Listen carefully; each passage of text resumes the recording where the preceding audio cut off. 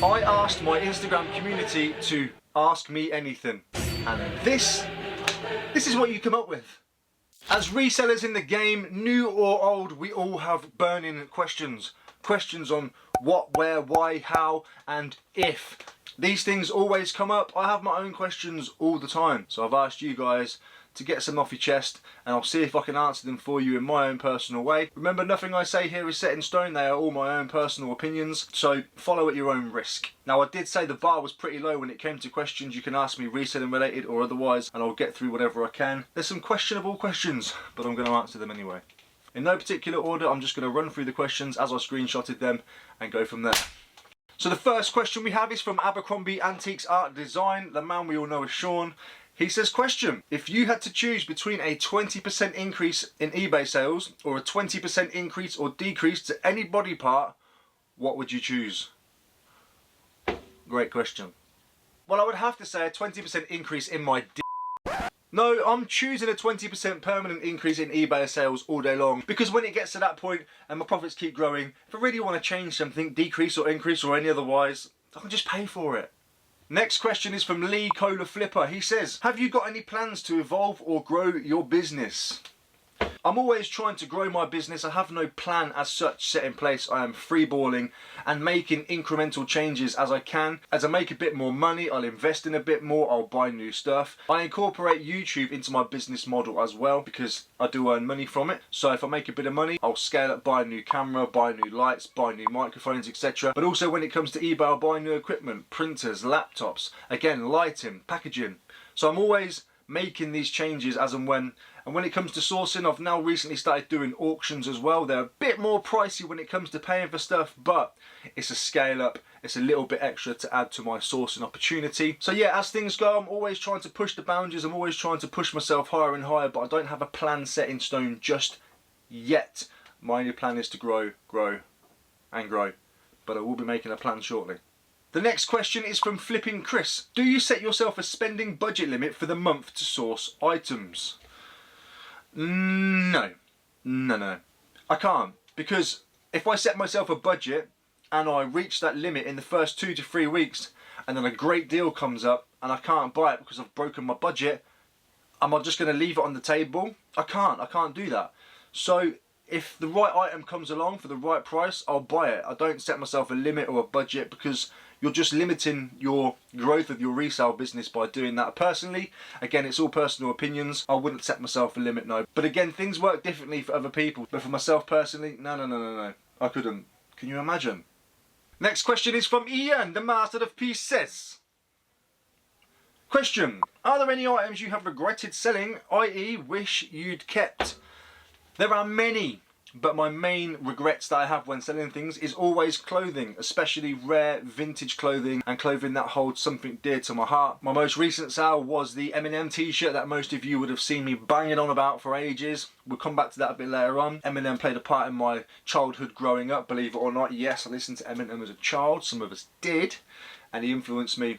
And I've just sold a t-shirt from the sort of era that I really started getting into him. But it didn't fit me. It was a size medium. If it was an XL, I would have kept it. But then in my mind, I'm like, man, you should keep those things anyway, because if you get the space, I would love to have put it in a frame, hung it up. Just those sort of things don't come around very often. So normally it's things like that I'll regret selling. Next question from Lucy's Car Boot Loot. What has made you the most money this year? Believe it or not, it's been clothing. I've sold a few pieces of clothing for £200 plus, even in just the last week. So clothing's been my biggest grand total money maker, but there's lots of things that I've bought for like 20p and sold for 50. But when you talk about the times X money, it gets a bit confusing. But yeah, my biggest sales so far have been the M&M t-shirt and the Margaret Howell jacket, which I sold within the same week. One for £230, one for £250. So fantastic, nearly £500 worth of sales there in 2 items. The M&M t-shirt cost me £2.50 and the Margaret Howell jacket cost me £15. And I bought that on a hunch. So sometimes you gotta listen to your gut. Great question, Lucy, thank you. SJ Carter Limited says, if you could sell only one type of product, what products would it be and why? Honestly, anything that fits into a large letter. Just pop it off the shelf, out the door. Ideal dream. Profitable, valuable, high sell-through rate and fits in a large letter. Please. Reseller Daz, I have 2 questions if I may. Oh, I've just sold something. Nice. Reseller Daz, I have 2 questions if I may. How old were you when you became an absolute sex god? And more importantly, what's your favourite biscuit? Well, I'm 35 almost tomorrow, depending when this video comes out, and I'm still growing into my sex goddedness. But my favourite biscuit is a Garibaldi. Boom! The Retro Loft asks, best value parcel service. Now, there's a lot of controversy when it comes to selecting your courier services, but mine is Every. I love Every. They've barely lost a parcel in the thousands that I've sent, and the prices are not too dramatic either, and you always get tracking whether it's a postable or a parcel. And if you do end up losing something, especially if you've gone through Packlink, the claim process is so easy. So easy. There are other services out there as well. I'm not going to list every service for you. That could be another video possibly. In fact, no, you can Google that. But for me, Every, it's under £3 for a small parcel, and under a £5 for 2 kilos, and under £6 for 2 to 5, and then about £7.50 for more. It's not bad value at all, and when you incorporate it all into your business model and your expenses, there's nothing to worry about. So for me, Every. I said it. Another question from Abercrombie Antique Art Design, Sean. Question, which YouTubers do you think you could take out without breaking a sweat? Which YouTubers do you think you could only win by cheating? And what YouTubers do you think they would never find your body should you start a fight? So I'm guessing these are all about fighting. Let me go into this list. Which YouTubers do you think you could take out without breaking a sweat? Jack Hoodie from the Global Thrifters. He's tiny. I would just squishy. I love you, Jack. What YouTubers do you think you could win only by cheating? Chaddy Pete, have you seen him? The man's an absolute unit and a machine, and into all that taekwondo-y stuff, I'll have to throw sand in his eyes and dig him into the side. What YouTubers do you think would never find your body should you wish to start a fight? Ian, the Master of Pieces. If you watch his videos and you watch closely, you can see the devil in his eyes. And he lives in the Welsh valleys, and you'll never find a body there. He knows all the nooks and crannies. If he takes you up, gives you a little side swipe, ends you, he'll dump you somewhere you'll never be found. Great question, Sean.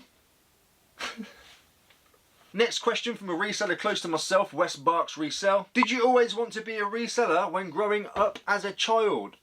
No. I didn't even know that existed. However, I have always been a bit of a stig of the dump. When I was younger, I used to get birthday money, and the first place that I wanted to go was to my local tip shop to find what I could find cheap. I've always been on the hunt for a freebie or a cheap item, and I've always been ready for a bargain, so it's always been in me. As I started getting a little bit older and older, I started hustling a bit more, started buying and selling things, lunch, cigarettes at school, yeah, most of us have done it, and it evolved into other things and other things and other things, which I won't talk about just yet, but I've always resold things. But when I was younger, I actually either wanted to be an ice cream man or an archaeologist. Because I love digging in the garden. Next question from White Rose Reseller. What's the one grail item or simply the brand you haven't found in the wild? Now this is a tough question for me because the brand that I really want to find isn't that special. It's great, but it's not that special. And I've actually found it before without realising I found it, and I left it. And that's Arc'teryx. When I first got into reselling, I was buying up all these different clothes, mainly clothing brands that I knew and understood. And I saw this jacket that was up there, looked like really good quality, had this like fossil logo on it, and it was £12.50, and I thought, no, I'm not going to pay £12.50 for it. It was the height of summer as well, so I just left it. And it wasn't until I started getting into my alternative brands, my outwear clothing, my hiking brands, all those types of things, that I discovered Arc'teryx again. And I had an instant flashback on the spot, and I realised I'd left one behind. So I really want to find it again in the wild. I found the trousers and I found a couple of t-shirts, but I really want to find a nice jacket. I have to find it. I must find it. So the answer is Arc'teryx. See if I'm saying it right. Next question is from Benjamin McLean. What's the most unusual item or thing you've ever sold? I just added "or" into that for no reason. Probably the most unusual thing I've ever sold is the baby resuscitation kit that I bought in a box.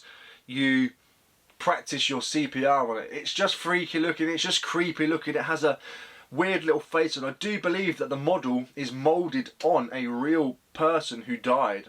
You have to look into the backstory of it. I'll see if I can find some information to put up here if it's not too gruesome, but I believe the original model was actually modelled on the face of a deceased child, so I mean that's pretty unusual. Next question is from Freddie. Best profit you've ever made on one item? Again, it sucks to keep banging on about it, but I'm only going by my most recent item, and that is probably the M&M t-shirt. £2.50 spent into 250 sold, that's 100x. Now I'm sure there's been some other items like 20p into 50, etc, etc, but the most recent item is probably the M&M t-shirt, and it probably is the most profit. But then again, if we talk about things that I've picked up for free, like I've picked up stereo systems for free, and I've sold off the equalizer itself for 240, I think, so that's a 240x profit. Do you know what I mean? It just depends what the scale is, so there's quite a few really, but most recent is probably the M&M t-shirt, and if we're talking about free products, bringing that in, it will be the equalizer from that stereo.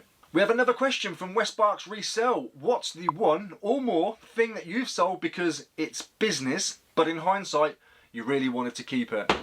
Lots of things.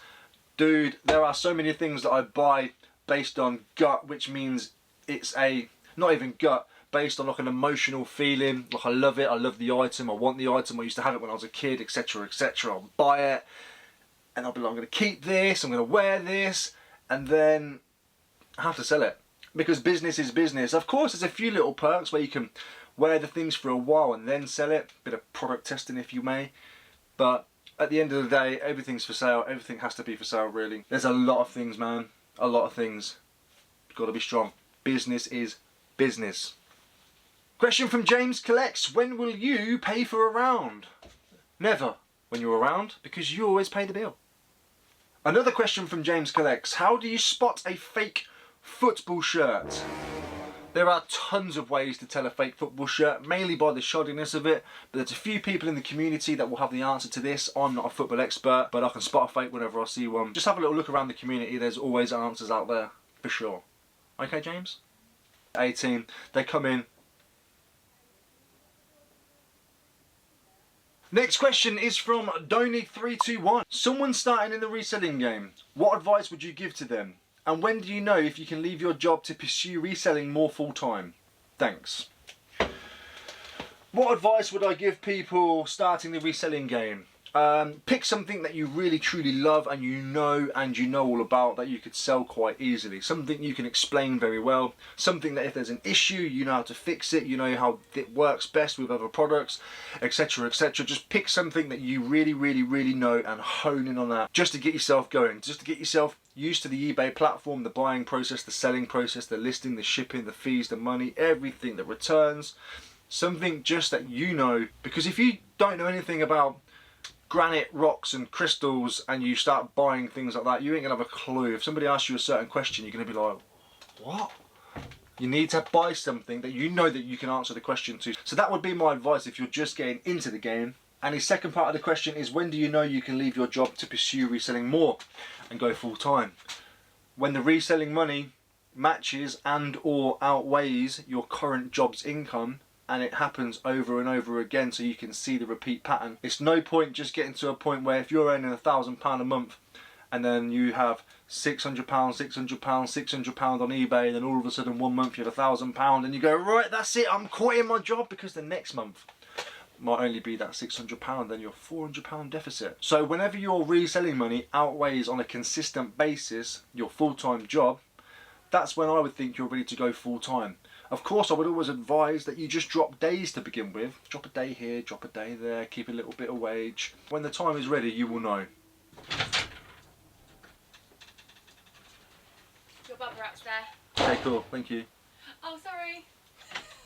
Bye.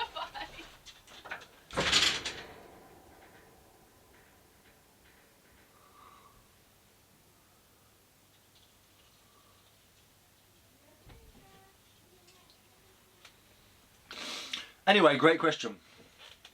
Ola1519 says, how many hash browns have you smashed in one sitting? 10, and we're not talking about hash browns anymore. The Garms Dealer, TGD. Have you been propositioned much since you became a YouTube sensation? What are these questions? Only once. Harley up there. These are the newer ones, aren't they? Yeah. I like them older. Yeah.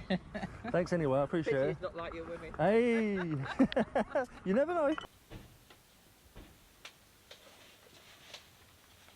Blue Sky Graphics. What is the best way to source stock in winter? If it's with charity shops, what's the best way to start a relationship with the charity shop managers? Great question. So I don't believe there's a best way to source stock during the winter. It all depends on what you have around you and what your style, etc, etc is. But auctions run all year. So you've always got auctions, even if it means you've got to travel. I have to travel 80-mile round trip to go to my local auction. That's just what I have to do for the winter. There are also some hard standing indoor car boots that you will need to find as well. They're always available. Most of them run all year round. Again, for myself, I've got to travel probably a 120-mile round trip to go to the one that I'm planning to this year. So that's auctions, and just look around on Google, try and find some indoor hard ground full year running car boot sales. And charity shops, obviously you've got those all the time. You might need to change what you pick up a little bit, adapt, learn some new things, expand the things that you pick up, and then you will always have an opportunity to pick something up no matter where you go. Second part is, what's the best way to start a relationship with the charity shop managers? I don't know, just be kind, be courteous, treat them like people, ask them how their day's been, but don't do it unauthentically. If you're one of these people that don't care, it's going to come across that you don't care. Just be genuine, authentic, kind, open, caring. Understand that these are people too. They're here to make money. They're happy that you're spending all your money. If you're like one of these people that just walk in and grab things and go to the till and pay, yeah, cheers, nice one, you're just another customer to them. They might see you all the time, but they're not going to really take in any kind of value that you may bring to them. I speak to my charity shop managers and workers and volunteers all the time because I'm genuinely interested in what they're up to. I ask how their day's been, I start a little bit of small talk. It's part of the way that I am. I've always been a good customer service role kind of person, believe it or not, especially people who know me in my private life. Jesus, they would disagree, but if they saw me in my professional field, whether it's been other jobs, call centres, etc., my barbering, public facing role, and even in this, I've always been quite adaptable to people and courteous and just nice.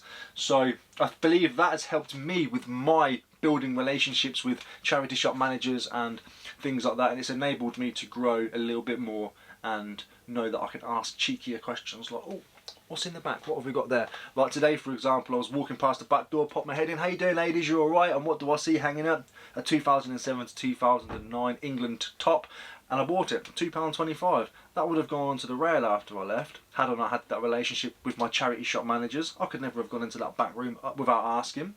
So just be nice, be courteous, and remember they are people too. They want your money, you want their stuff. Circle of life, baby. Just be kind. The next question from the Garms Dealer TGD, and reselling related. Do you structure your day, week to be more productive in advance, or do you just go with the flow? I think I may have answered this in an earlier question briefly. I can't structure my day at the moment. I'm a dad, so I have care of my daughter for 2 of the days of the week and a bit of each day at the beginning and the end of the day, so I have quite a lot of time where I've got my daughter around me. So we have a small structure. On the days that I have her, we go and do the local charity shops and potentially the further ones depending on how she's feeling, whether she needs to eat, etc, etc. And on Fridays, my partner doesn't work Fridays, so I have a lot of time to catch up then, and basically the weekends are almost mine to do with as I please. So I've got a few things that I need to be around for, but it is what it is. The day my daughter starts going to school, I'm able to structure my reselling game a lot more. So I'm actually managing the business while being a father as well and having care of my daughter. It's difficult, it's tough, but I'm doing okay, and I'm really excited for the next chapter. I'm really excited for her to go to school and start integrating with people like that as well anyway, but it also means that I can start scaling my business again. I think that was the previous question. So at the minute, a small routine, nothing too spectacular. Resell Lou, do you have a formula for setting the minimum price that you'll take on something? For example, 5x what you bought it for? No. I have a few things that come into play when I purchase something. It's how fast it sells. If I pay £1 for it and I know it's going to sell for a tenner in the same day or a couple of days, I'll buy it. I'll do that for £3. If I have to spend £3, I can sell it for 10 and I know it's going to sell in 2 to 3 days or whatever, I'll buy it. Obviously I'm looking for those big X items and I want to make, I'm not particularly going to spend £100 to sell it for 150 and then after fees etc make £15, even if it's a quick one, it's not worth it, because then I look at other things like risk. Then you start looking into different factors like, can it get broken in the post, will it get lost, could there be a problem later on, negative feedback etc etc, having to accept a return, all that. Spending £100 to make £15 after fees, I wouldn't do that. But in general, not really. I look at other factors as well. Josh Hugh, how long do you let an item sit around before dropping the price? A month or so, depending on what it is. If it's an everyday item that just doesn't seem to be selling, then I've probably done something wrong in the listing or the photos, etc, etc. So I'll have a little tweak, lower the price and probably whack it onto an auction. And he also says, are there any particular times of the year where sales increase, decrease, or you've noticed a pattern? Thanks, keep up the great content. Thank you, Josh, I appreciate it. Yeah, things like Christmases, Halloweens, Easter, anything that's a holiday theme that the whole nation is involved in, then if you've got the right product and the right items, sales will increase and decrease. During lockdown, sales went through the roof for us eBay sellers, especially when we had the right kind of items like computer consoles, board games, family fun time things, anything like that. Again, you just kind of need to move and adapt with the times and kind of see these things coming forward. Like, you know, Halloween's coming, start getting Halloween stuff, start buying like creepy board games, masks, Halloween decorations, anything pumpkin related, those kind of things. You know when these things happen, they happen every single year. Christmas, start buying Christmas decorations now. In fact, you should have been buying them probably 2 months ago. Yeah, anything with a holiday season, anything that the whole nation's behind, that's when the sales increase and decrease. Normally with things like budget cuts and the things that the government's up to at the moment, people start panicking for a second, energy prices are through the roof, you start seeing a decrease in certain things, like people that might go on eBay and buy themselves the latest PlayStation 5 game, don't even know what it is, I don't have a console, but they might normally buy the latest FIFA. This year they might not, they might wait, save up for it in installments, which will lay off their buying process, and if a lot of people are doing that, there's going to be a knock-on effect, isn't there? So it is what it is, things change and you just kind of need to see it, foresee it and adapt. Shiny and sparkling. What annoys you the most about boot sales and what's the biggest downside to the whole reselling industry aside the obvious no way to test items to know if they work? So taking a chance on certain items you buy. What's the most annoying thing about boot sales?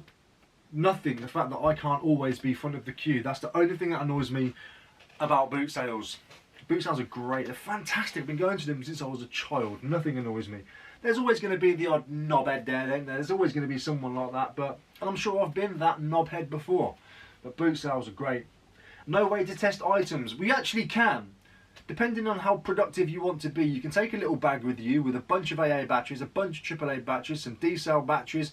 You can take a power bank which allows USB connectors. You can have a USB to a 3-pin converter. You can take these things and they will all fit into a bag, probably about this big. You can take screwdrivers to take off the back of batteries to see if there's any corrosion. You can actually do these things. I don't because I'm a lazy. I'm great at giving advice. I'm terrible at using it. In fact, I might start doing that. I might build myself a little reseller pack. But yeah, there is ways to do that. You can test things. Like I said, take some tools, take some kit with you. You don't need to take the kitchen sink, even though that probably would only be good for testing. Anyway, you get my point. You can do it. You can test stuff out. Another question from Abercrombie Antique Art Design. I'm getting good at saying that now. Question: have you ever paid more than you should because the person selling to you was old and vulnerable? Or would you steal the dentures out of a granny's mouth if you could get a decent price for them? Well, I wouldn't steal. I would try and haggle them off her first. I'd offer her a fair price. Yeah, there's been times where I've overpaid for things, especially because I've liked the banter or the jib. I'm quite good at reading a person, and this might sound really weird, but seeing their circumstance, etc., seeing who they are, what's going on. And I've overpaid for things. If I've bought things off children, I can tell they're clearing their toys up, I'll pay a bit extra. And depending on what the situation is, if they're nice and engaging, and I think, yeah, do you know what, I'll pay a bit more. But there's also times where I'm going to try and get the dentures out of your mouth. If I know I can get a good price for them, and you're definitely willing to sell them, I'm going to have a go at it. I'm going to ask you, what's your price for your teeth? But I wouldn't steal them. Retro Sheller, Controversial one. Which reseller YouTuber can you not help but watch even though you can't effing stand them, if any? Rummage around. Does my head in, but can't not watch his videos. Thank you ever so much for submitting those. That has been fun. I hope you enjoyed them and I hope you got some kind of value out of them as well. Like I said, it's all my own personal opinion and I really do appreciate it. If you want to get involved in the next AMA, link is in the description down below for my Instagram. Make sure you go ahead over, click that and come and join the community and join the fun. If you enjoyed that and you want to see what it's like to sell at a car boot sale, have a look at this video.